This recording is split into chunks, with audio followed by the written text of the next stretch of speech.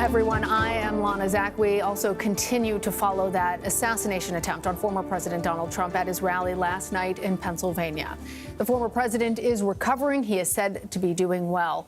We're also learning new details on the man who died, Corey Competor, and the two victims still in critical condition. Competor was described as a girl dad, a firefighter, and the best among us. His wife said that he jumped on top of his family when the shots fired, protecting them. Pennsylvania police have also identified those two rally goers who were critically injured. The 57-year-old David Dutch and 74-year-old James Copenhaver. They're both currently listed in stable condition. And President Biden offered his prayers for those victims. He said he spoke with the former president, and in this moment, he called on the nation to come together. As I said last night, there is no place in America for this kind of violence, or any violence for that matter. An assassination attempt is contrary to everything we stand for as a nation, everything. It's not who we are as a nation. It's not America. And we cannot allow this to happen. Unity is the most elusive goal of all, but nothing is important than that right now, unity. We'll debate and we'll disagree. That's not going to change, but we're going to not lose sight, in fact, who we are as Americans. The president announced that he would address the nation later on tonight from the Oval Office on that subject of unity, and we are going to bring you those remarks, of course, as soon as they happen. CBS News Homeland Security and Justice reporter Nicole Sganga is here with me in Studio 57. There have been more details that have come out just even in the last few minutes. I understand that you participated in an FBI briefing.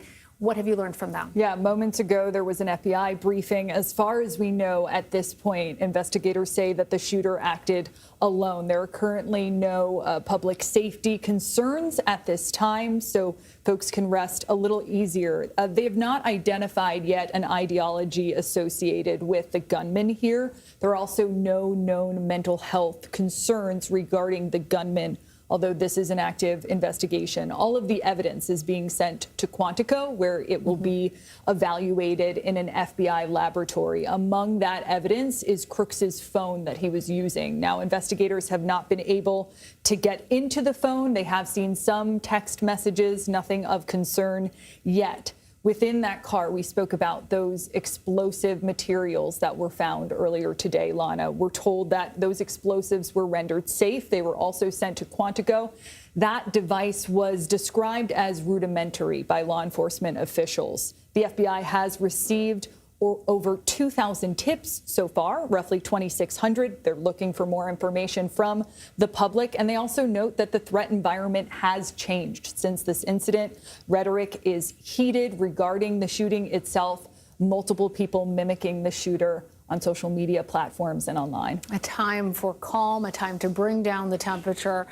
Nicole, we also learned we learned more details about that shooter outside of the security perimeter, shimmied up to the top of that structure. And there were some people who saw him, flagged it for security, and we've learned a little bit more about the moments just before the shooting. Yes, we know this was on law enforcement's radar, that just moments before the president spoke, as rally goers were entering into the rally area, that they had identified a suspicious person to police there. We're also learning this from KDKA, our affiliate. At some point, there was an official from Butler County Sheriff's Office, an officer that was hoisted by another officer on the roof of that shed where we saw those images of where the gunman had positioned himself. The shooter focused his rifle towards the officer, who at that point let go of his position on the roof.